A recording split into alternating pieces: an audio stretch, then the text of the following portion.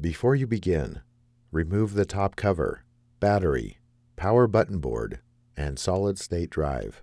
Removal.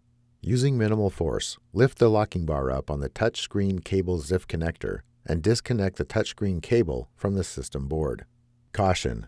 Use care when disconnecting the wireless antenna cables from the wireless module. A damaged cable or connector can degrade notebook performance. Carefully disconnect the wireless antenna cables from the wireless module by grasping the connectors with a small pair of needle-nose pliers or tweezers. Disconnect the speaker cable from its connector on the system board. Using minimal force, lift the locking bar up on the display panel cable ZIF connector and disconnect the display panel cable from the system board. Disconnect the power connector cable from its connector on the system board. If a hard disk drive is installed, using minimal force, lift the locking bar up on the hard disk drive ZIF connector and disconnect the hard disk drive ribbon cable from the system board.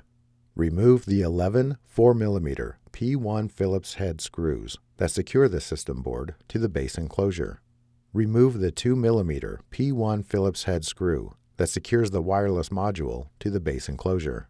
Grasping the system board near the center, carefully lift the system board off of the alignment pins on the base enclosure and remove.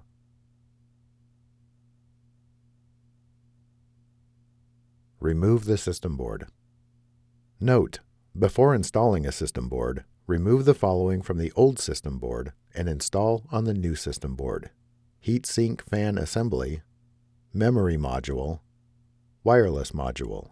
Reverse this procedure to install the system board.